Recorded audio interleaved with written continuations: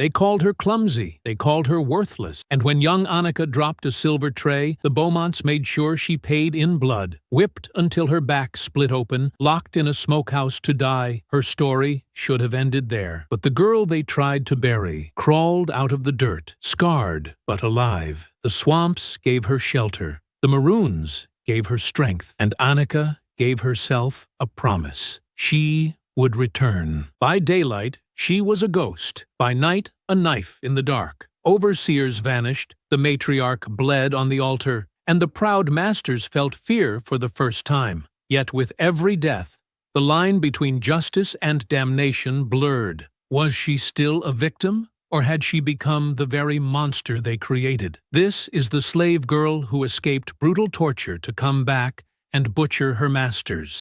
They wanted obedience. What they unleashed was vengeance. Before we go any further, comment where in the world you are watching from and make sure to subscribe, because tomorrow's story is one you don't want to miss. The summer sun beat down mercilessly on the Beaumont plantation as Annika stood tied to the whipping post. Her thin cotton dress offered no protection from the heat or what was to come. Around her, a small crowd had gathered.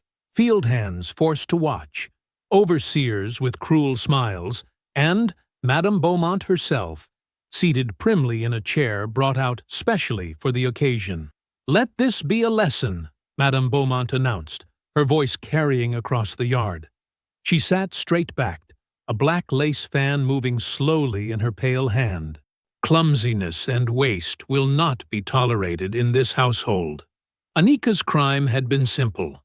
A silver tray of tea things had slipped from her tired hands, shattering the delicate cups and spilling hot liquid across the parlor floor. Now she would pay for that mistake with her flesh. The overseer stepped forward, uncoiling the whip with practiced ease. "Count them out," he ordered, "and be grateful for the correction." The first lash tore through Annika's dress and into her skin. She bit down hard on her lip, determined not to cry out. Blood filled her mouth as the whip struck again and again. Each crack echoed across the yard like thunder. "Count, girl!" the overseer barked. "1," Annika whispered, her voice trembling. "2." The numbers came out between ragged breaths as fire bloomed across her back. Through the haze of pain, she heard Madame Beaumont's voice. "Harder. She needs to learn." The next strike knocked the air from Annika's lungs. Her legs buckled, but the ropes held her upright against the rough wood. Still, she forced out the count. 3, 4. The overseer paused, walking around to look at her face. "Ain't so proud now, are you?" He spat in the dirt by her feet. These high-minded house rats need extra teaching sometimes. Sweat and blood ran down Annika's back as the whipping resumed. The world began to blur at the edges. She lost count somewhere after 12, her voice failing as consciousness slipped away. The last thing she saw clearly was Madame Beaumont's face, serene, almost pleased, as she watched the punishment continue. When Annika came to, she was being dragged across the yard by her arms. Her feet left trails in the dirt as 2 field hands carried her toward the smokehouse. The structure loomed before her, dark and forbidding, its walls blackened by years of use. "Throw her in there," the overseer commanded. "Let her contemplate her sins." The heavy door creaked open, releasing the thick smell of smoke and meat. Annika's body screamed in protest as they tossed her onto the dirt floor. She lay there, face pressed against the cool earth, unable to move. "Might as well leave her," one of the hands muttered. "She ain't gonna last the night anyway." The door slammed shut, plunging Annika into darkness broken only by thin strips of light filtering through the wallboard. The lock clicked into place outside. "Sweet dreams, girl," the overseer called through the door, laughing. "Though I expect you'll be meeting Jesus before morning." Annika lay still, every breath sending waves of agony through her torn back. The air inside the smokehouse was thick and stifling, heavy with the lingering scent of smoke and salt. Hooks hung from the ceiling like metal claws, casting strange shadows in the dim light. Time passed in a blur of pain. She drifted in and out of consciousness, her mind floating away from her broken body. Sometimes she thought she heard voices, her mother singing, friends calling her name. But when she opened her eyes, there was only darkness. As night fell, the temperature dropped. Annika shivered on the dirt floor, her wounds sticky with drying blood. Her throat burned with thirst. Each movement sent fresh pain shooting through her back, but she forced herself to stay awake. Sleep meant death. She knew that much. In the quiet dark, her thoughts began to clear. She ran her tongue over cracked lips, tasting the metallic tang of her own blood. An idea formed, born of desperation and rage. With trembling fingers, she reached back, touching the raw flesh of her shoulders. The pain nearly made her pass out again, but she pressed on. Slowly, deliberately, she brought her blood-covered hand to her chest, smearing it across the front of her torn dress. "I will not die here," she whispered, her voice barely audible in the close darkness. "Not like this." She continued painting herself with blood, covering her face and arms. Each touch was agony, but purpose drove her forward. If they thought her dead, if she could convince them she had succumbed to her wounds. Annika lay back on the dirt floor, arranging herself carefully. She needed to look like a corpse when they opened the door. Her mind raced with possibilities: how long to wait, which guard would check first, where to run once she got out. The night pressed in around her, but fear had been replaced by something else. In the suffocating dark of the smokehouse, surrounded by the tools of preservation and death, Annika began to plan. Each breath brought new clarity. Each moment of pain sharpened her resolve. She would survive this night, and then she would make them pay. Night settled over the plantation like a heavy blanket, bringing with it a thick silence broken only by the chirp of crickets and the distant hoot of an owl. Inside the smokehouse, Annika lay motionless on the packed dirt floor, her blood-covered body arranged carefully to mimic death. Every breath was shallow and controlled, though each movement sent daggers of pain through her torn back. Hours passed, the temperature dropped, and her wounds grew stiff in the cool air. Still, she didn't move. Patience had become her weapon, stillness her shield. She listened to the night sounds, tracking time by the movement of moonlight through the cracks in the walls. Finally, heavy footsteps approached. The lock rattled, and the door creaked open just enough for the overseer to peer inside. Lantern light cut through the darkness, falling across Annika's still form. She kept her eyes closed, her chest barely moving. "Well, well," the overseer muttered. "Looks like the proud one ain't so strong after all." He spat through the doorway. "Stupid girl." The door swung shut again, but this time she didn't hear the lock turn. His boots crunched on gravel as he walked away, leaving her alone in the dark. Annika waited, counting her heartbeats. 100, 200. The plantation settled deeper into night. No more footsteps came, no voices called out. Only then did she allow herself to move, rolling slowly onto her side. Pain flared across her back, and she bit down on her lip to keep from crying out. The moonlight filtering through the wall cracks grew stronger, casting pale strips across the dirt floor. Annika crawled toward the back wall, where years of smoke and moisture had weakened the wooden planks. Her fingers found the soft earth beneath, testing its give. She began to dig. Her nails, already broken from the previous day's work, cracked and split as she clawed at the dirt. Blood welled from her fingertips, mixing with the soil.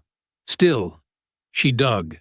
Each handful of earth brought her closer to freedom, even as splinters drove deep under what remained of her nails. The hole grew slowly. Sweat ran down her face, stinging the cuts left by the overseer's backhand. Her arms trembled with exhaustion, but she couldn't stop. Not now, not when escape was so close. She pushed through the pain, focusing on making the opening just big enough for her small frame. After what felt like hours, her hand broke through to the other side. Cool night air touched her fingers. Annika worked faster then, widening the hole. The dirt walls crumbled around her as she pulled herself through, her torn dress catching on rough edges. She emerged into the night like a creature climbing from its grave. The moon hung high overhead, casting everything in silver light.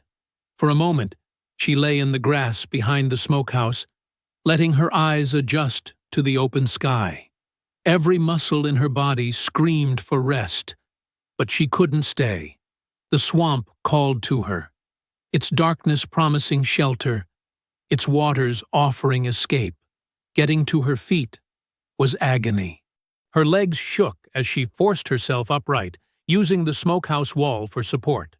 The swamp lay beyond the cotton fields, past the line of trees that marked the plantation's boundary. It seemed impossibly far. Annika took her first step, then another. Her bare feet moved silently across the packed earth. She kept to the shadows, ducking behind buildings and storage sheds. Each movement pulled at her wounds, but she pressed on. The night air felt cool against her skin, carrying the promise of freedom. The cotton fields stretched out before her like a silver sea in the moonlight. She crawled between the rows, the plants scratching at her face and arms. Dried stalks crackled beneath her hands. Every sound seemed too loud, every shadow a potential threat. But no alarm was raised. No dogs barked. The plantation slept on. At the field's edge, thick woods began. Annika pushed through the underbrush, branches catching at her hair and clothes. Thorns tore fresh cuts in her skin. The ground grew softer, mud sucking at her feet. Still, she moved forward, driven by desperation and the knowledge that capture meant death. The swamp's edge appeared gradually, first in scattered pools of black water, then in clusters of cypress knees rising from the muck. The smell of rot and stagnant water filled her nose. Mosquitoes whined around her head. Each step became harder as the mud grew deeper, pulling at her legs like hungry hands. Her vision began to blur. Loss of blood, exhaustion, and pain combined to make the world spin. The trees seemed to dance in the moonlight, their shadows twisting into strange shapes. Annika stumbled, catching herself against a cypress trunk. Its rough bark bit into her palms. She tried to take another step, but her legs wouldn't obey. The mud rose past her ankles, thick and cold. The reeds around her swayed in a breeze she could barely feel. Her body, pushed far beyond its limits, began to shut down. Annika fell to her knees at the water's edge. The mud welcomed her, soft and cool against her burning skin. Dark spots danced at the edges of her vision. This was it, she thought. She had escaped the smokehouse only to die in the swamp. At least here she would die free. As consciousness slipped away, movement caught her eye. Shadows separated from the darkness between the trees. They moved like spirits, silent and purposeful. Annika tried to focus, but her vision was fading fast. The last thing she saw was a face, dark skin, concerned eyes, bending over her. Strong hands lifted her from the mud. Then darkness took her, and she knew no more. Consciousness returned slowly, like wading through thick fog. Annika's first sensation was pain, a deep, throbbing ache that covered her entire back. But something was different. Instead of rough wood beneath her, she felt soft moss. Cool, damp air replaced the smokehouse's suffocating heat. A bitter, herbal smell filled her nose. She opened her eyes to find herself lying face down on a pallet inside a small shelter. Walls of woven reeds rose around her, and through gaps in the ceiling, she could see patches of gray sky. An old man sat nearby, grinding leaves in a wooden bowl. His dark skin was weathered with age, and white hair grew in patches along his jaw. "Be still," he said softly. noticing her movement. "The wounds are deep. They need time to heal." His voice was gentle but firm, like a father speaking to a sick child. "Where?" Annika's throat was too dry to finish the question. "You're safe," another voice answered. A woman appeared in the doorway, carrying a clay pot of water. She had kind eyes and strong hands marked with old scars. "I'm Naomi, and this is Ezekiel. You're among friends here." Ezekiel dipped a cloth in the paste he'd made and began cleaning Annika's wounds. The herbs stung, but beneath the pain was a cooling sensation that slowly numbed her torn flesh. "These marks will scar," he said quietly, "but they will heal. The body remembers, but it also forgets." Days blended together as Annika drifted between sleep and waking. Sometimes she heard singing, soft, mournful tunes in languages she didn't understand. Other times, she caught fragments of conversation about hunting paths and safe routes through the swamp. Gradually, her fever broke, and clarity returned. She learned she was in a maroon settlement, hidden deep in the swamp where slave catchers feared to venture. The community had built their homes on raised platforms between cypress trees, connected by narrow walkways that only they knew how to navigate. Gardens grew in small clearings, and fish traps dotted the deeper pools. As her strength returned, Naomi began teaching her their ways. "See these leaves?" she would say, pointing to different plants. "This one stops bleeding. This one fights fever. This one hides your scent from dogs." Her knowledge was endless, passed down through generations of survival. Annika absorbed everything, but not for the reasons Naomi intended. Each herb, each hidden path, each trick of survival, she stored them away like weapons in an arsenal. At night, when others slept, she would touch her healing scars and remember the crack of the whip, the overseer's laugh, Madame Beaumont's cold eyes. One morning, she followed Naomi to gather herbs. The older woman worked quickly, her movements precise and practiced. "I had children once," she said suddenly, not looking up from her task. "Two boys, strong and bright. The traders came while I was working in the fields. I never even got to say goodbye." Annika touched Naomi's arm, feeling the tremble in the woman's hands. "What happened?" "I ran. Like you. Found this place. These people." Naomi straightened, wiping her eyes. "We survive here. We live free. It's not the life I wanted, but it's better than chains." But survival wasn't enough for Annika. Each day as her body healed, her rage grew stronger. She watched Ezekiel teach others to read in secret, using sticks to write in the dirt. She listened to mothers sing their children to sleep with songs of rebellion disguised as lullabies. These people had built something precious in the swamp's heart, but they still lived in fear, still hid in shadows. At night, her dreams were filled with fire and blood. She saw herself standing over Madame Beaumont, watched the overseer beg for mercy, felt the satisfaction of power reversed.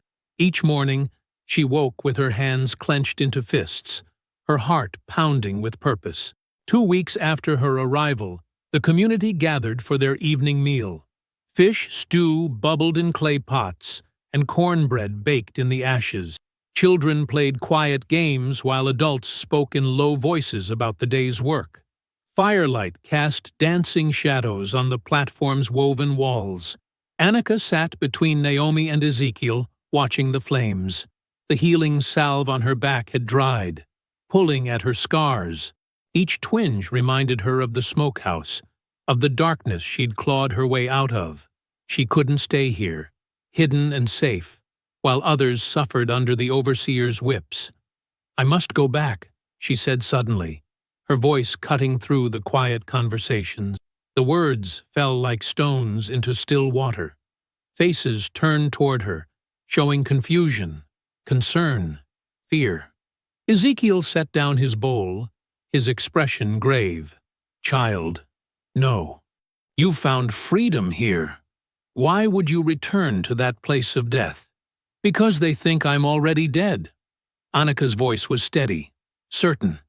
"They think they killed me, buried me in that smokehouse. But I lived. I escaped." She touched the scars on her back. "These marks aren't just wounds anymore. They're a promise." "Please," Naomi whispered, reaching for her hand. "Stay with us.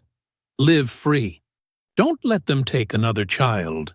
But Annika's eyes remained fixed on the fire, seeing in its depths the plantation house, the fields, the faces of those she'd left behind. "I can't hide here while others suffer. I won't live in shadows while they sleep peaceful in their beds." She looked up, meeting the worried gazes around her. "I must go back." The flames reflected in her eyes, turning them to burning coals. No one spoke. They recognized the look she wore. It was the same one they'd all carried when they first ran. But where their fury had cooled into cautious survival, Annika's had hardened into something darker, more dangerous. "I must go back," she repeated softly, but her voice carried the weight of iron. "And when I do, they'll learn what it means to fear the dark." The moon hung low and swollen over the swamp, casting silver light through the cypress trees. Annika stood at the edge of the maroon camp, a small bundle of herbs and dried meat tied to her waist. Her back still ached, but the wounds had closed enough for movement. She touched the scars one last time, letting the rough texture fuel her resolve. Naomi appeared beside her, silent as a shadow. "Take this," she whispered, pressing a small knife into Annika's palm. The blade was crude but sharp, its wooden handle smooth from years of use. "It was my mother's. She used it to cut sugarcane, but also to protect herself." Annika nodded, tucking the blade into her dress. No words seemed adequate for the kindness these people had shown her. Instead, she squeezed Naomi's hand and slipped into the darkness. The swamp was different at night. Water reflected starlight like broken glass, and unseen creatures rustled in the shadows. Annika moved carefully, remembering Ezekiel's lessons about which paths would hold her weight. The mud sucked at her feet, but she kept her steps light, avoiding the deeper pools where alligators lurked. Hours passed as she navigated the wetlands. The water grew shallower, the trees thinned, and finally, she saw it. The Beaumont plantation's lights flickering in the distance like fallen stars. Her heart quickened, but not from fear. The sight that once inspired terror now sparked something darker, more purposeful. Crouching in the tall grass at the swamp's edge, Annika studied the familiar landscape. The main house stood proud on its small rise, windows glowing with lamplight. Behind it, the slave quarters squatted in darkness. Guards patrolled the perimeter with lazy regularity, their lanterns bobbing like fireflies.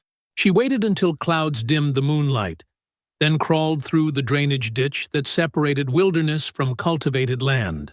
The soil here was different, ordered, tamed, stained with generations of blood and sweat. Moving from shadow to shadow, she made her way toward the fields. The cotton stood tall, ready for harvest, providing perfect cover. Annika slipped between the rows like a ghost, her feet finding the paths worn by countless slaves. Every rustle made her freeze. Every distant voice sent her dropping to her belly in the dirt. But no alarm was raised. They weren't looking for her. The dead don't walk. Near the tool shed, she pressed against a fence and watched the night's routine unfold. Field hands shuffled to their quarters, heads down, shoulders slumped with exhaustion. House servants made final trips between kitchen and main house. And there, her breath caught, the overseer made his rounds, lantern swinging from his meaty fist. He looked exactly as she remembered, broad-shouldered, face red from drink, whip coiled at his belt like a sleeping snake. The sight of him made her scars burn. She gripped Naomi's knife, imagining how easily it would slice through flesh. Movement on the main house's veranda caught her attention. A figure in a fine dress stepped into view, then quickly retreated into the shadows. Moments later, the same figure emerged from the side door and hurried toward the kitchen. Annika recognized the careful way she moved. Josephine, the Beaumonts' secret shame, their mixed-blood daughter, who lived in the strange space between privilege and bondage. Josephine paused near Annika's hiding spot, pretending to adjust her shoe. Without looking up, she whispered, "The spirits are restless tonight." Then she placed something on the ground and continued to the kitchen. After ensuring no one watched, Annika crawled forward. In the dirt lay a bundle wrapped in cloth, bread, dried meat, and a folded paper. The note, written in careful script, detailed guard changes and the overseer's nightly routine. He always ended his patrol at the stables, checking the horses one last time before retiring to his cabin. Annika ate quickly, her first real food since leaving the Maroons. The paper she memorized, then crushed and swallowed to leave no evidence. Dawn was still hours away, plenty of time to fulfill her purpose. She followed the overseer from a distance, staying low in the shadows. His lantern made him an easy target, and the wine he sipped between rounds dulled his senses. At the stables, he paused to take a longer drink, leaning against the doorframe. Annika moved like flowing water, silent and inevitable. The knife felt alive in her hand, eager for blood. 3 steps behind him now. 2. 1. She struck like a snake, years of rage giving her strength. Her hand clamped over his mouth while Naomi's blade, sharp as memory, opened his throat from ear to ear. Hot blood spilled over her fingers as he tried to scream. The overseer's eyes went wide with recognition as she turned him to face her. The lantern fell, oil spilling across dirt. His hands clutched weakly at his neck, trying to hold in his life's blood. Annika leaned close, her lips near his ear, and whispered words that had burned in her heart since the smokehouse. "You thought I'd stay dead." She let him fall. He thrashed once, twice, then lay still in the growing pool of shadow. The spilled lantern oil reflected the moon like black water. Moving quickly now, Annika wiped the blade clean on his shirt and melted back into darkness. She was already hidden in the cotton rows when the first scream split the night. A stable boy, discovering what remained of the man who had wielded the whip with such cruel joy. More screams followed, spreading like fire through the plantation. Lanterns flared to life. Voices shouted for help, and horses nickered nervously in their stalls. But Annika was already gone, a ghost returning to her grave, leaving behind only a corpse and a whispered promise. This was just the beginning. Dawn crept across the Beaumont plantation like a bloodstain spreading through cotton. The morning mist still clung to the ground when the stable boy's screams brought the household running. There, sprawled in the dirt, lay the overseer, his throat a red smile, eyes staring blindly at the rising sun. Madame Beaumont swooned at the sight, her face turning the color of fresh cream. Master Beaumont's rage, however, burned as red as the blood soaking into the earth. He stormed through the gathering crowd, boots leaving dark prints in the crimson mud. "Who did this?" he roared, spittle flying from his lips. "Which one of you ungrateful beasts murdered him?" His wild eyes swept over the assembled slaves, who kept their gazes firmly fixed on the ground.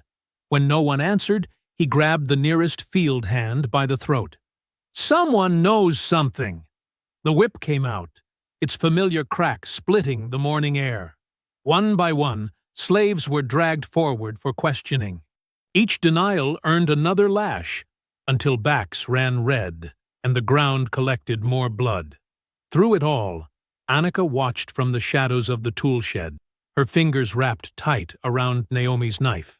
"Father, please," a soft voice cut through the chaos. Josephine stepped forward, her yellow dress pristine against the morning's violence. "This barbarism serves no purpose. They're too frightened to speak, even if they knew anything." Master Beaumont's hand twitched toward his daughter, then fell. Even in his rage, he wouldn't strike her. not where others could see. Then, what do you suggest? Post more guards, double the patrols. Whoever did this might still be nearby. Josephine's voice remained steady, reasonable. Only someone watching very closely would notice how her fingers trembled slightly as she smoothed her skirts. The suggestion calmed him somewhat. Orders were barked, men dispatched to search the grounds. The slaves were sent back to work, their new wounds a fresh reminder of their place. Through it all, Annika noticed how Josephine's eyes kept drifting to the shadows where she hid. Hours passed. The sun climbed higher, baking the blood into dark stains on the dirt. Annika moved carefully through the plantation, using the skills she'd learned from the Maroons. She left signs of her presence. A bloody handprint on the smokehouse door. A whispered, "Justice comes," that sent a house servant running in terror. As dusk approached, she crouched behind the kitchen garden's wall. Footsteps approached, light and measured. "I know you're there," Josephine whispered, pretending to examine the herbs. "What you did to him. I've dreamed of it for years." Annika remained silent, studying the illegitimate daughter of her tormentor. Up close, Josephine's features showed her mixed heritage. Skin the color of honey, hair falling in loose waves rather than tight curls. She carried herself with practiced grace, but tension lined her shoulders. "Why help me?" Annika finally asked, her voice barely a breath. Josephine's fingers crushed a mint leaf, releasing its sharp scent. "Because I've watched them destroy everything they touch. Because every time they called me daughter, while treating me like a secret shame, I imagined burning this place to the ground." She glanced toward the main house. "But I can't do it myself. I'm trapped by their name, their blood. They'll kill you if they discover you're helping me. They'll kill me someday anyway, or sell me south when I become too inconvenient." Josephine's smile was bitter as winter berries. "At least this way, I choose how I fall." A kitchen slave approached, forcing them to separate. But throughout the day, Josephine found ways to pass information. A dropped handkerchief contained guard rotations. A casual comment about dinner plans revealed which windows would be unguarded. Annika used the knowledge well. She left more signs. A dead crow arranged on the overseer's cabin steps, mysterious footprints leading nowhere, whispered threats that sent house slaves into hysterics. The plantation buzzed with fearful whispers of a phantom butcher, a vengeful spirit rising from the swamp.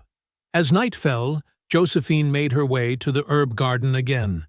"Take this," she murmured, letting a key fall into the shadows. "It opens the pantry. The ceiling has strong rafters, perfect for hiding. Tomorrow night, they're hosting a dinner party. Everyone will be distracted." Annika caught the key, feeling its weight.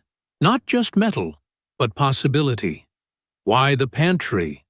Because that's where they keep the wine, the expensive spirits, the delicacies they never share. Josephine's voice hardened. Because every feast they enjoy is built on others' hunger. Guards approached, forcing Josephine to drift away like smoke. Annika waited until full dark before testing the key. The pantry door opened silently, revealing shelves stocked with wealth, imported wines, preserved fruits, spices worth more than a slave's life. She climbed into the rafters, finding a perch among the thick beams. The height offered a perfect view of anyone entering, while the shadows kept her hidden. From her dress, she drew out a blade she'd stolen from the kitchen. The metal caught what little light filtered through the cracks, eager for more blood. As she worked the stone along its edge, each scrape promising sharper justice, Annika thought of the day's whippings. The innocent had suffered for her actions, but hadn't they always suffered? At least now the masters knew fear, too. Let them jump at shadows, check their wine for poison, wonder which trusted servant might be passing secrets to the phantom butcher. The blade grew sharper, and with it, her purpose. The overseer was just the beginning. Soon the Beaumonts would learn that their true nightmare wasn't the dead rising. It was the vengeful living, armed with patience and steel. Candlelight danced across fine china and polished silver in the Beaumont dining hall. Crystal glasses clinked as servants poured deep red wine, their hands steady despite their fear. The family had gathered, cousins from neighboring plantations, eager to discuss the mysterious death that had set everyone's nerves on edge. "Simply dreadful business," drawled Cousin Margaret, her face flushed from several glasses. "To think, right here on your grounds, Charles." Master Beaumont forced a tight smile. "The situation is under control. We've doubled the guards, increased discipline." He shot a dark look at the slaves serving dinner. From her hiding place in the pantry rafters, Annika watched through a crack in the wall. Her fingers traced the small pouch of herbs Josephine had slipped her, leaves ground to powder, gathered from deep in the swamp where deadly things grew. The Maroons had taught her which plants brought swift death, which caused slow agony. The dinner proceeded with forced gaiety. Josephine sat quietly at the far end, picking at her food while the others gorged themselves. When she caught Annika's eye through the crack, she gave an almost imperceptible nod. Annika moved silently through the hidden spaces between walls, paths that Josephine had mapped for her. She emerged in the wine cellar, where fresh bottles waited to be brought up. Working quickly, she uncorked several, sprinkling the powder inside. Her hands didn't shake. They hadn't shaken since the night she escaped. Above, laughter rang out. Someone called for more wine. Annika melted back into shadow as servants hurried down to fetch the doctored bottles. She counted heartbeats, waiting. The first scream came just as the dessert plates were being cleared. Cousin Margaret clutched her throat, face turning purple. She toppled from her chair, wine glass shattering on the floor. Before anyone could react, two more cousins began to foam at the mouth. Chaos erupted. Women fainted. Men shouted for doctors. Through it all, Josephine remained seated, sipping water from her glass, watching her relatives thrash and choke with cold eyes. "Poison!" Master Beaumont roared, overturning the table. "Search the slaves! Search every corner!" But Annika was already gone, slipping through the walls like the phantom they called her. She paused only to leave her mark. A bloody handprint on the dining room's white wallpaper, high enough that everyone would wonder how it got there. The deaths sent waves of terror through the plantation. Guards patrolled constantly, jumping at shadows. Slaves were beaten for the slightest infraction, questioned until their voices gave out. But no one could find the phantom butcher. 3 nights later, Annika struck again.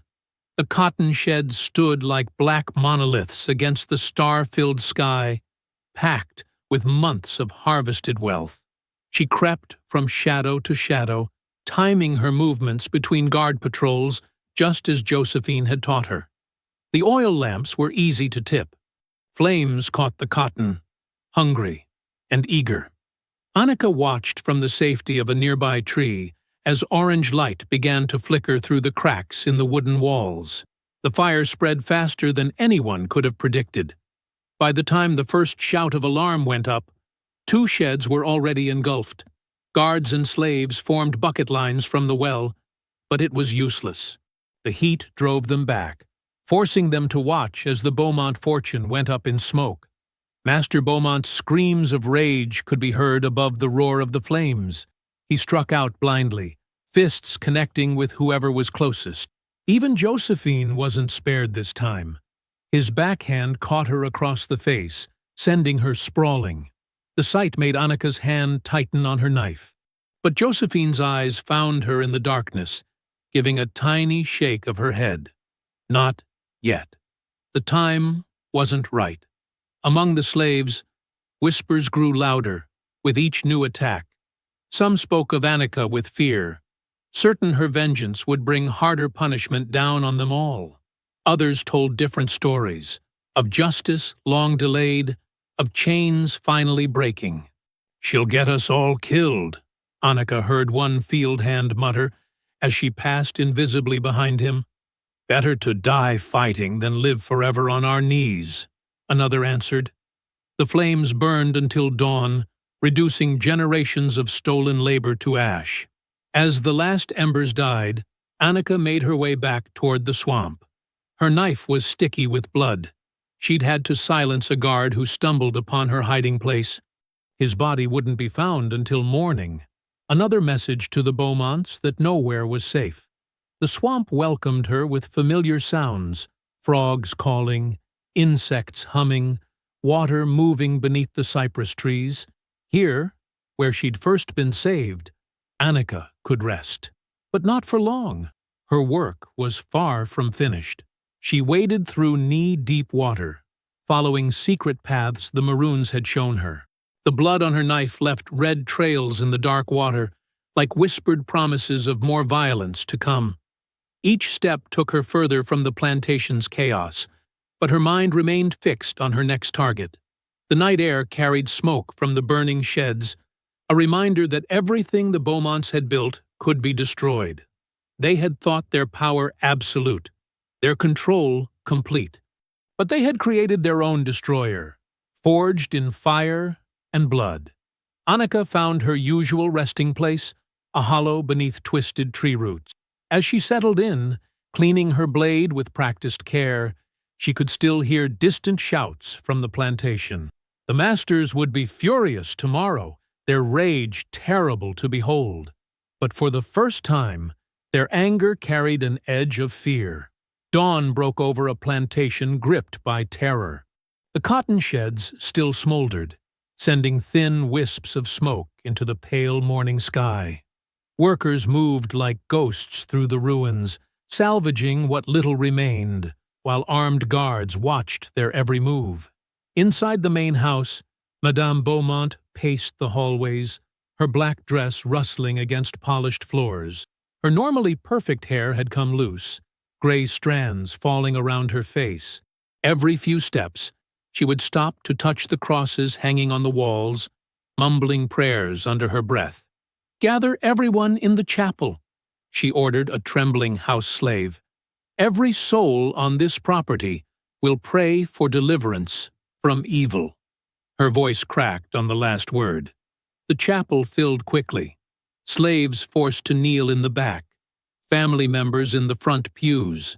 Madame Beaumont stood at the altar, clutching her Bible so tightly her knuckles showed white. Behind her, a large wooden cross cast its shadow across the floor. "We are being tested," she declared, her voice echoing off stone walls. "The devil walks among us, wearing the face of one we thought dead." Her eyes darted to the shadows in the corners. "But God will give us strength to cast out this demon." From her hidden place behind a wooden panel, Annika watched. Months of moving through the plantation's secret spaces had taught her every hiding spot, every forgotten passage. She saw how Madame Beaumont's hands shook as she opened her Bible, how sweat beaded on her forehead despite the cool morning air. "Those who harbor evil will be punished," the matriarch continued. She pointed to 3 field hands, apparently chosen at random. You, and you. 20 lashes each, to remind us all of the price of sin. The slaves were dragged outside, their screams soon mixing with the crack of whips. Madame Beaumont watched through the chapel window, lips moving in silent prayer. She didn't notice Josephine slip quietly from the room, nor see the slight movement of the wall panel where Annika hid. Hours passed. The sun climbed high, then began to sink. Madame Beaumont remained in the chapel, ordering more punishments, more prayers. As darkness fell, she lit candles around the altar, their flames casting strange shadows on the walls. Finally, she was alone. The last of the house slaves had been dismissed, the overseers sent to patrol the grounds. She knelt before the altar, hands clasped tight. "Lord, give me strength," she whispered. "Help me destroy this evil that plagues us." "Evil?" Annika's voice came from behind her. Is that what you call justice? Madame Beaumont spun around, eyes wide with terror. Annika stood between her and the door, knife gleaming in the candlelight. The matriarch scrambled backward until she hit the altar. "You're dead," she gasped. "We left you to die." "I lived." Annika moved closer, each step deliberate. "I lived so I could make you answer for every sin, every cruelty." From the shadows near the door, unseen by her mother, Josephine watched. Her face showed a mix of horror and fascination, unable to look away from what was about to happen. "You dare speak to me of sin?" Madame Beaumont's voice rose hysterically. "You, who have murdered and burned, confess." Annika pressed the knife to the older woman's throat. "Tell the truth about what you've done. All of it." "I have nothing to confess." The knife bit deeper. A thin line of blood appeared on pale skin. "The whippings," Annika whispered. "The children sold away from their mothers. The women you worked to death. Confess." Something broke in Madame Beaumont. Words poured out between sobs. Decades of calculated cruelty, of watching suffering with satisfaction, of using faith to justify torture. She spoke of enjoying the power, of believing God had given her the right to break bodies and spirits. "I did it all," she finally whimpered. "God help me. I did it all." Josephine's hand covered her mouth, stifling her own cry. She had known her mother's cruelty, but hearing it laid bare like this made her stomach turn. "God isn't here," Annika said softly. "There's only me, and I've heard enough." The knife moved swift and sure. Blood sprayed across the altar cloth, staining the white fabric crimson. Madame Beaumont tried to scream, but only managed a wet gurgle. She collapsed. Her body sprawled across the steps leading to the altar, one hand still reaching for her Bible. Annika stood over her, watching the life drain away. The candlelight caught the blood on her blade, making it shine like rubies. When the last breath rattled out of Madame Beaumont's throat, she wiped her knife clean on the woman's black dress. The chapel was silent, except for the soft hiss of candle flames. Josephine stepped out of the shadows, her face pale in the dim light. She stared at her mother's body, then at Annika. "She deserved it," Josephine whispered, though her voice shook. "After everything she did, she deserved it." "Yes," Annika's voice was calm, almost gentle, but she was only one piece of this evil. Their eyes met across the blood-stained altar. Josephine shuddered at what she saw in Annika's gaze, not satisfaction or triumph, but a cold determination that promised more violence to come. "This is only the beginning," Annika said softly. The sun had barely risen when Martha, one of the house slaves, pushed open the chapel doors to begin her morning cleaning. The metallic smell hit her first, then the sight of dark stains on the altar cloth. Her scream brought others running. Madame Beaumont lay sprawled across the altar steps, her black dress now stiff with dried blood. Her Bible had fallen open beside her, pages soaked red. The cross above cast its shadow across her body, as if in final judgment. Word spread quickly. Within minutes, the patriarch stood in the doorway, his face ashen. He stared at his wife's body, at the bloody handprint left deliberately on the chapel wall. His hands trembled, then clenched into fists. "Find who did this," he growled to the overseers gathering behind him. "Search every corner, every shadow. Someone must have helped this phantom. Someone inside these walls is a traitor." The plantation erupted into chaos. Overseers dragged slaves from their quarters, demanding information. The house was turned upside down, drawers emptied, closets ransacked. In the kitchen, they found it, a scrap of paper tucked behind a loose brick, bearing a crude map of the house's layout. "I recognize this writing," one of the house servants said, trembling under the patriarch's gaze. "It looks like Miss Josephine's hand." All eyes turned to Josephine, who stood frozen in the doorway. The blood drained from her face as her father advanced on her. "You," he whispered, recognition and rage dawning in his eyes. "My own blood, helping this butcher."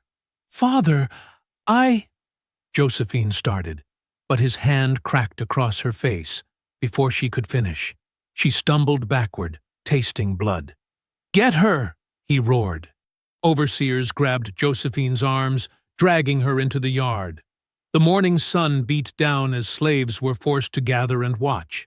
The patriarch paced before them, his voice rising with each word. "My wife murdered in our chapel, our property destroyed, and now I find the serpent was in my own house?" He grabbed Josephine's chin, forcing her to look at him. "Did you think I wouldn't discover your treachery?" "You're the only traitor here," Josephine spat, blood trickling from her split lip. "Betraying your own daughter, keeping her in chains like the others." The patriarch's face twisted. "Chain her to the post," he ordered. "Let everyone see what happens to traitors." Josephine fought as they dragged her to the whipping post, but it was useless. They tore her fine dress, exposing her back. The overseer uncoiled his whip. "Wait!" the patriarch called. He walked to stand before the gathered slaves. "I know the Phantom Butcher is watching, so listen well. This is just the beginning. I've sent for help. By nightfall, armed men will surround this plantation. Unless the killer surrenders, I will burn every slave alive, starting with this traitor." The whip cracked. Josephine's scream pierced the morning air. Again and again the lash fell, tearing skin, drawing blood. Her legs gave out, but the chains held her up. From the edge of the swamp, hidden in thick reeds, Annika watched. Each crack of the whip made her flinch. She gripped her knife, every instinct screaming to rush in, to stop this. But moving now would mean death for everyone. More riders arrived throughout the day. Armed men patrolled the boundaries, dogs strained at their leashes. The patriarch grew bolder with each hour, ordering random whippings as motivation. Children were torn from their mothers, locked in the root cellar. The air grew thick with fear and hatred. Josephine hung limply at the post, her back a mess of bloody welts. The patriarch circled her like a vulture. "This is your last chance to tell me where the phantom hides," he said, grabbing her hair to lift her face. "Go to hell," Josephine whispered through cracked lips. He released her with a snarl. "Very well. Tomorrow at dawn, you'll be sold south. Let's see how long your loyalty lasts in the sugar fields." Fresh terror swept through the gathered slaves. The Deep South was a death sentence, brutal work, cruel masters, no hope of escape. Several women began to weep. "Remember," the patriarch shouted, "this can all end if the killer surrenders. Their life, for all of yours. Think carefully about where your loyalties lie." In her hiding place, Annika's hands shook. She had started this campaign of vengeance to free people, but now they suffered worse because of her. The sound of Josephine's screams echoed in her ears, mixing with memories of her own torture in that same spot. The overseer's whip rose again. This time when it fell, Josephine didn't even have the strength to scream. Just a weak whimper escaped her lips. Annika pressed her fist against her mouth, tears streaming down her face. Her rage still burned hot, but now it mixed with crushing guilt. She had thought herself righteous, dealing out justice. But what justice was there in watching innocents suffer? In letting Josephine, who had risked everything to help her, be tortured and sold away? The sun began to set, painting the sky blood red. Armed men lit torches, their light reflecting off loaded rifles. Dogs barked in the distance. At the whipping post, Josephine hung unconscious, her blood dripping slowly into the dirt. The patriarch's voice carried across the yard. "When darkness falls, we begin burning the slave quarters. one building each hour until the phantom shows their face. Their choice? Surrender, or watch everyone burn. Annika crouched in the swamp's shadows, torn between the need for vengeance and the weight of responsibility. She had become death's architect, but now death threatened to claim everyone she had meant to save. Josephine's earlier screams still rang in her ears, a bitter price for trust and betrayal. The maroon camp lay quiet in the pre-dawn darkness, broken only by the crackle of a dying fire. Annika huddled beneath a threadbare blanket, her eyes fixed on the flames, when Ezekiel's weathered form settled beside her. "You've brought death to our doorstep," he said softly, not looking at her. His lined face reflected orange in the firelight. The Beaumont's men searched deeper into the swamp each day. Their dogs barked closer. Annika pulled the blanket tighter. "I never meant—" "What did you think would happen?" Ezekiel's voice held no anger, only a bone-deep weariness. "That you could murder the masters without consequence? That the innocent wouldn't suffer?" "They were already suffering," Annika whispered, but the words felt hollow now. "And now they suffer more." Ezekiel poked the fire with a stick, sending sparks dancing upward. 3 dead by the lash yesterday. 2 children taken with fever in that root cellar. The overseer's whip never rests now. Shame burned in Annika's throat. She had watched it all from hiding, the random beatings, the torches in the night, the growing terror. Her campaign of vengeance had brought only more pain to those she'd wanted to free. "You think yourself righteous," Ezekiel continued, "dealing out death like God's own hand. But look what your justice has wrought. Look how it spreads like poison through innocent blood." Annika closed her eyes, but she couldn't shut out the memories. Josephine's screams, children crying for their mothers, the patriarch's voice promising more suffering with each passing hour. Days crawled by in the swamp. Annika barely ate, barely slept.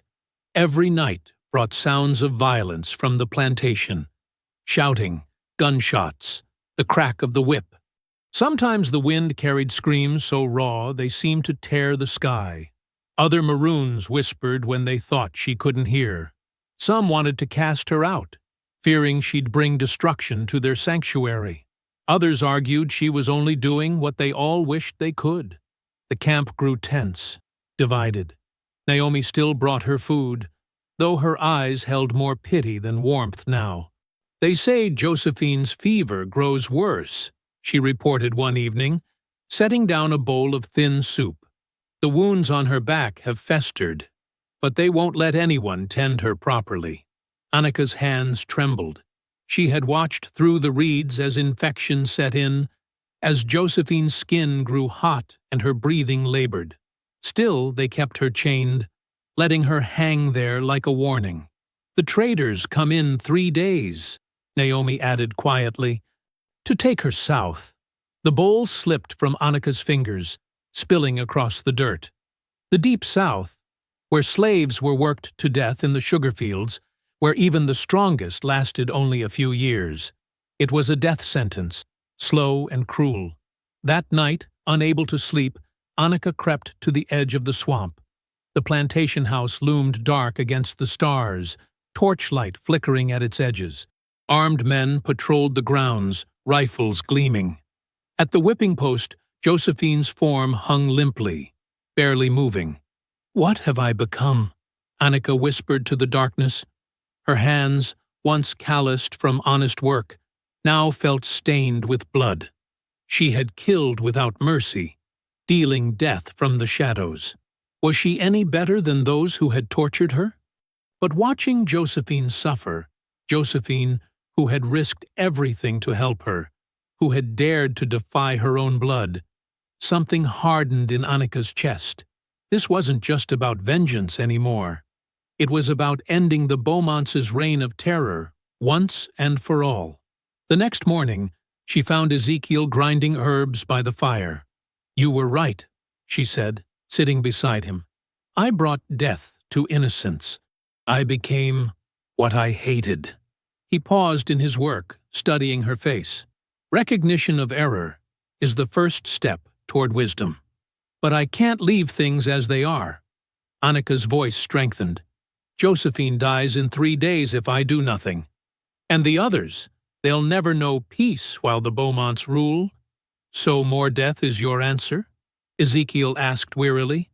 No. An ending is my answer. She met his gaze steadily. The Beaumonts must fall. Not just die. Their whole world must burn. Only then will anyone be truly free. Ezekiel was quiet for a long moment, grinding his herbs. Finally, he spoke. There are poisons that bring quick death, and others that bring slow agony. He gestured to his mortar. Choose wisely which you become.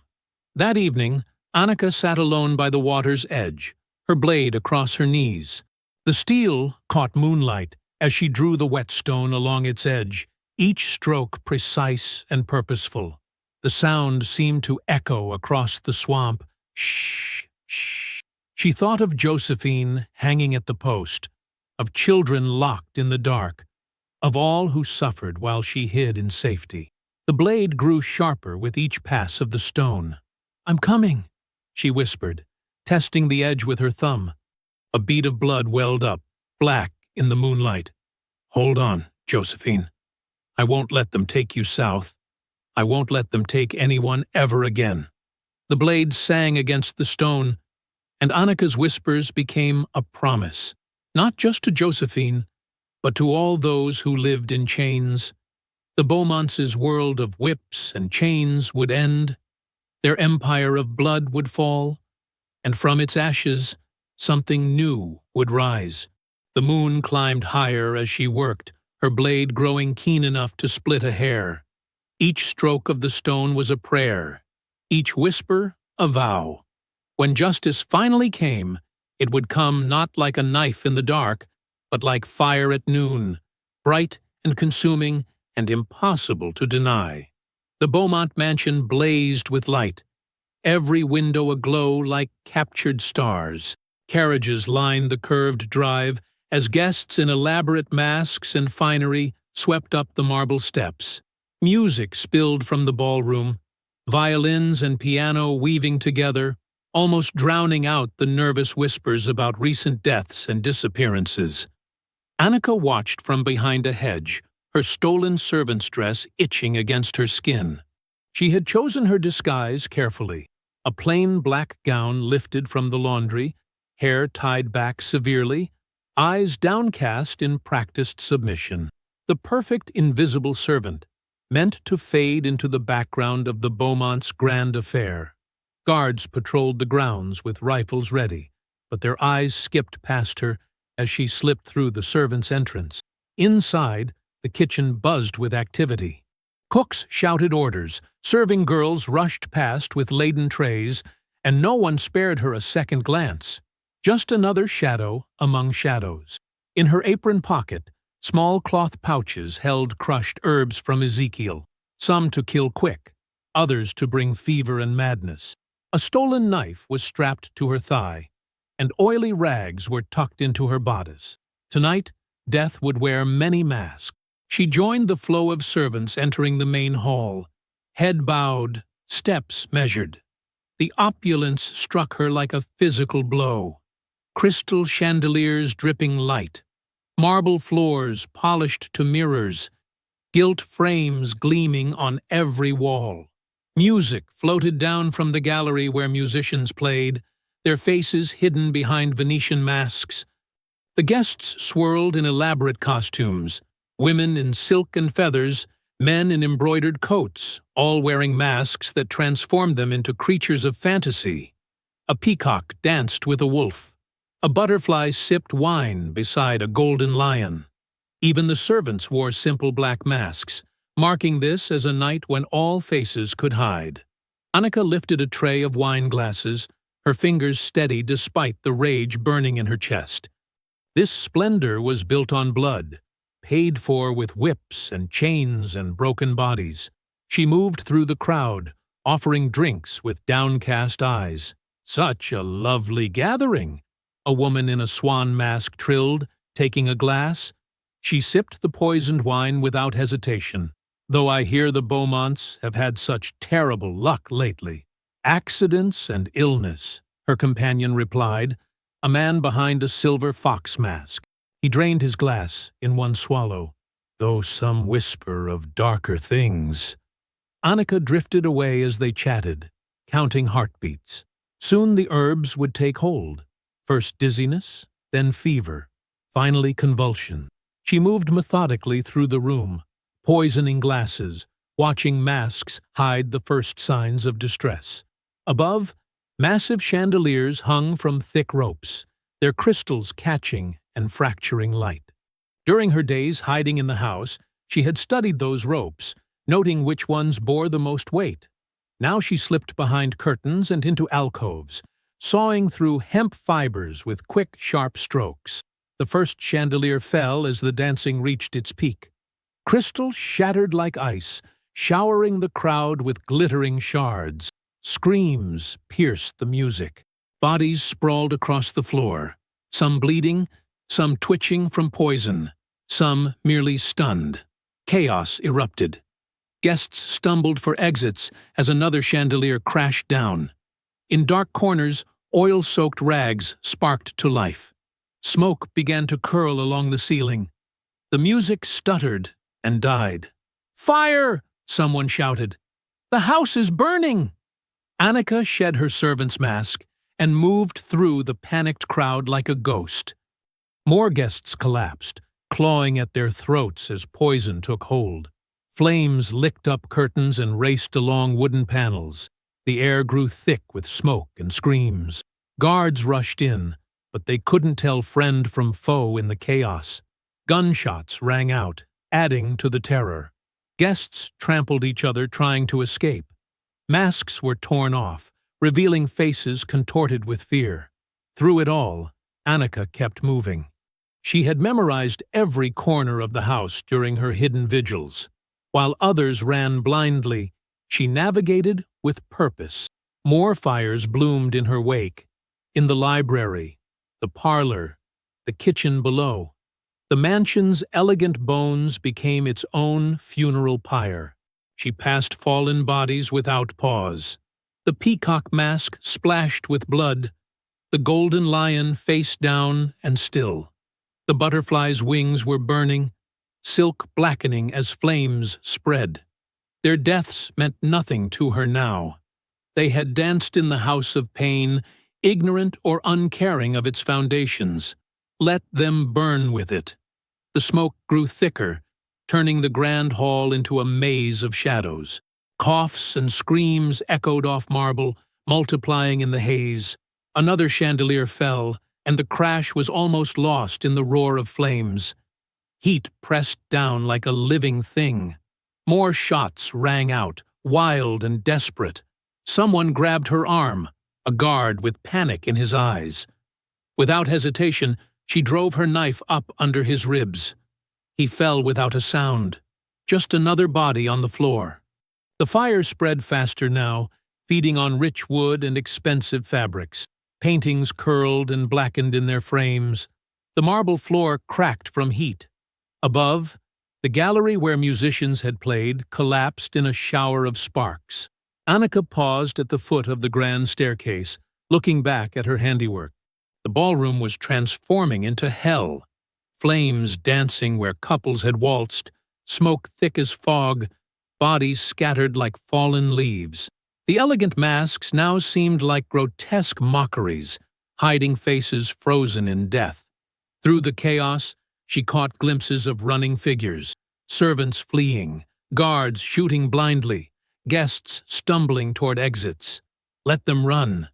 Her quarry waited above, in chambers he thought secure.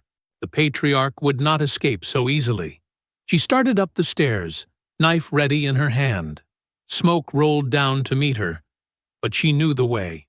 Each step brought her closer to her final target, while behind her, the Beaumont's world burned to ash. The wood groaned beneath her feet as fire ate through the mansion's heart. Heat pressed against her back like urgent hands. But Annika didn't hurry.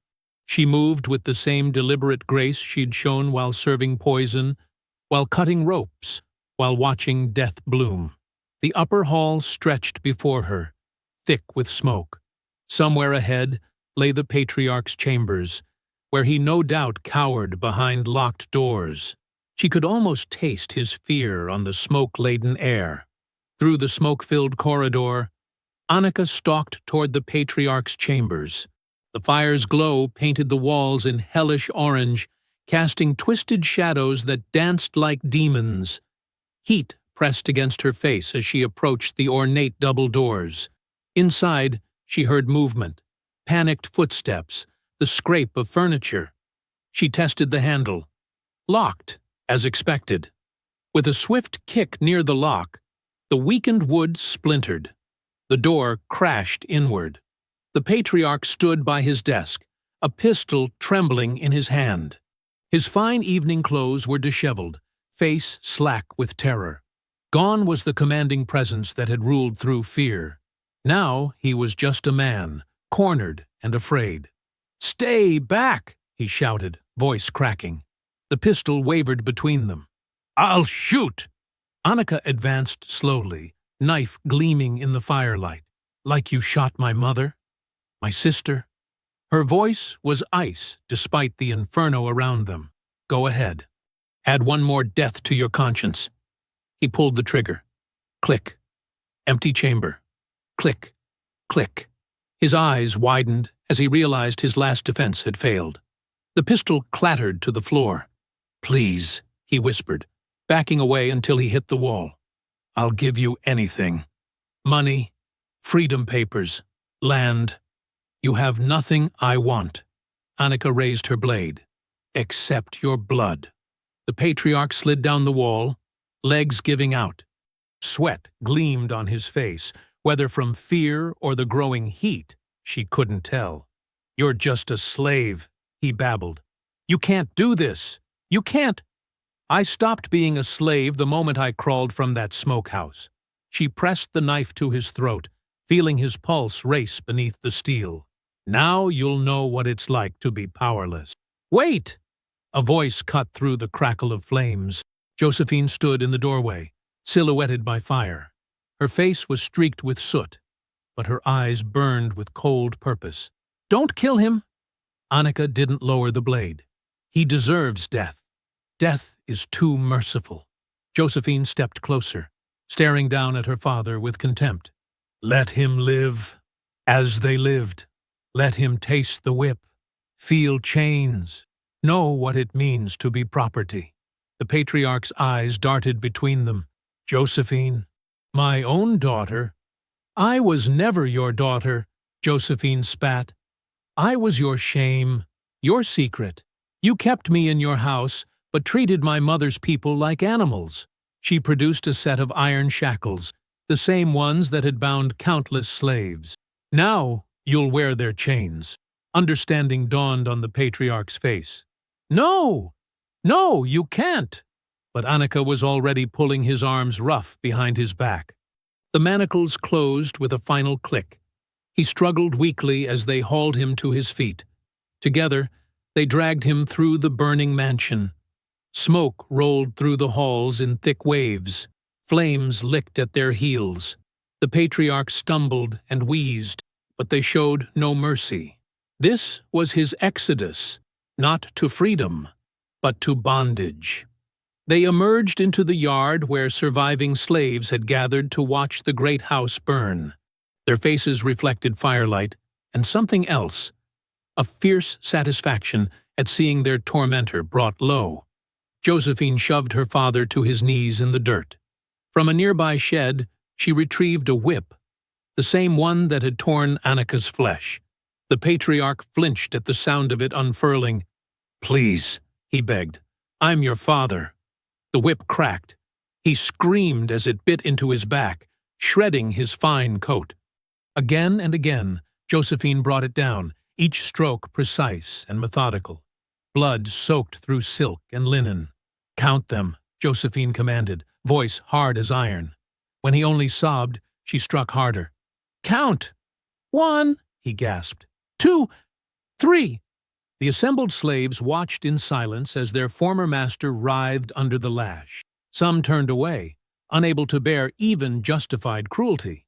Others stood transfixed, years of suppressed rage finding release in his pain. When it was done, the patriarch lay trembling in the dirt. His back was a mess of torn flesh and fabric. Behind him, his mansion continued to burn, flames reaching toward the night sky like grasping fingers. Josephine coiled the bloody whip. "Get up," she ordered. "The fields need tending." The fields? He could barely lift his head. But the house, let it burn. Annika grabbed his chains, yanking him to his feet. "Your kingdom is ashes now. All that's left is work, honest work, the kind you forced on others." They marched him toward the cotton fields, where rows of white bowls stretched endlessly under moonlight, the same fields where generations had toiled and died. Now they would drink different blood. "You'll work from sunrise to sunset," Josephine declared. "You'll feel the sun blister your skin, the thorns tear your hands. You'll know hunger, exhaustion, and fear." She smiled coldly. "And you'll live with the knowledge that your own daughter put you here." The patriarch swayed on his feet, eyes glazed with pain and disbelief. The proud man who had ruled through terror was gone, replaced by a broken creature learning its new place in the world. Annika secured his chains to a post, checking the locks twice. No escape for the man who had kept so many in bondage. "Welcome to your new life," she whispered. "Try not to disappoint your overseers." A sob shook his body, not the theatrical weeping of before, but the sound of a soul confronting its fate. He slumped against the post, chains rattling dully. The grand house continued to burn behind them, casting orange light across the fields. Smoke rose in a great black column, visible for miles, a signal fire announcing the end of an era. The air smelled of ash and blood and justice long delayed. Dawn broke over the smoking ruins of the Beaumont plantation. The once grand mansion was now a blackened skeleton, wisps of smoke still curling from its charred bones. Around 50 survivors, former slaves, house servants, and field workers huddled at the edge of the swamp, carrying what little they could salvage in cloth bundles and wooden crates.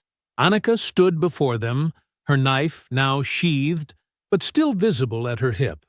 The rising sun cast long shadows across her face, highlighting the scars that marked her as both survivor and avenger. Behind her, Josephine kept watch over her father, who knelt in the dirt, chains binding his hands. "I know you're scared," Annika addressed the group, her voice carrying across the morning stillness.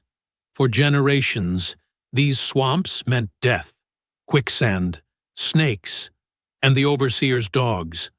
But I found life there, among people who've built something beautiful from their pain." A murmur rippled through the crowd. Many had heard whispers of the Maroons, but few dared hope such freedom existed. Some clutched their children closer, eyes darting toward the dark water's edge. "Trust her." Josephine stepped forward, her fine dress now stained with soot and her father's blood. "I've seen their settlement. They have gardens, homes, medicine, everything we were denied here." An elderly woman raised her hand, voice trembling. "But what about the patrols?" "They'll hunt us down." Annika's lips curved into a fierce smile. "Let them try. The Maroons have defended their home for decades. Now, with our numbers, our knowledge, and our strength combined, no patrol will dare venture near." She gestured to the smoking ruins behind them. "We've already proven what we can do." The patriarch tried to speak, but Josephine silenced him with a sharp tug of his chains. His fine clothes were now streaked with dirt and blood, his arrogance replaced by naked fear. "Follow me," Annika commanded, turning toward the swamp. She led them along hidden paths, teaching them to recognize safe ground from treacherous mud. The journey was slow, helping the elderly and carrying the young. But no one complained. Each step took them further from bondage. After several hours, they reached a series of wooden platforms elevated above the water. Ezekiel, the elder healer, stood waiting with other Maroons. His eyes widened at the size of the group, but he smiled warmly. "Welcome home," he said, extending his arms. "We've prepared space for everyone." The next days blurred into weeks of constant activity. Under Annika's direction, they expanded the settlement. New platforms rose from the swamp, connected by sturdy walkways. Gardens were planted on patches of solid ground, growing vegetables alongside healing herbs.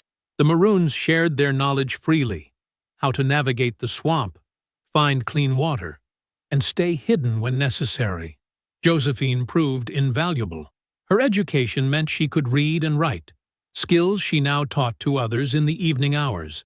More importantly, she knew the laws, property records, and ways of the white world.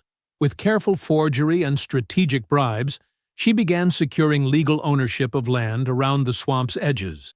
"We won't hide forever," she explained one night, showing Annika a stack of documents. "We're building something permanent, something they can't take away." The patriarch watched it all from his chains, forced to labor alongside those he once owned.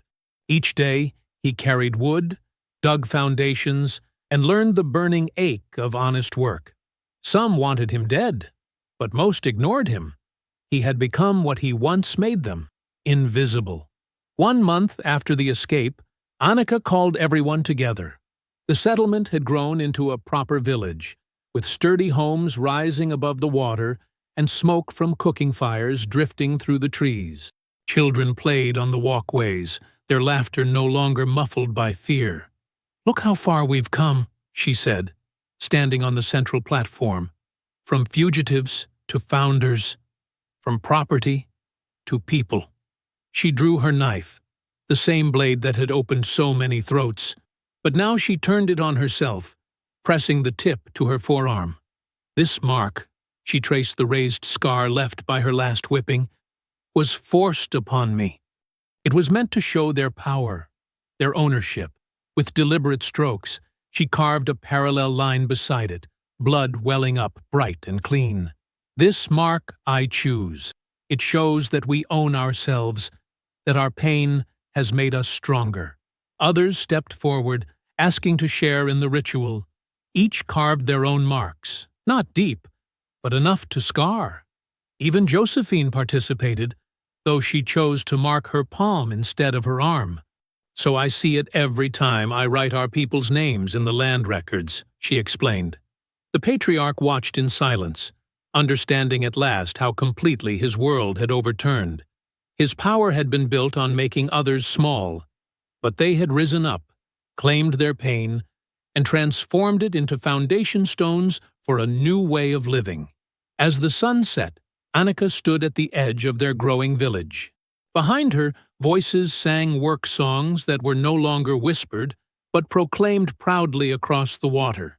Children learned their letters, while adults planned new buildings. The air smelled of cooking fires and hope. She touched her fresh cut, feeling the sting that would become a scar, not a mark of ownership, but a chosen emblem of survival. The patriarch shuffled past with a load of timber, chains clinking softly. He would live to see everything he built crumble, while those he tried to break created something far more lasting. The swamp stretched around them, no longer a place of death, but a cradle for new life. Birds called in the gathering dusk, their songs mixing with the voices of the free.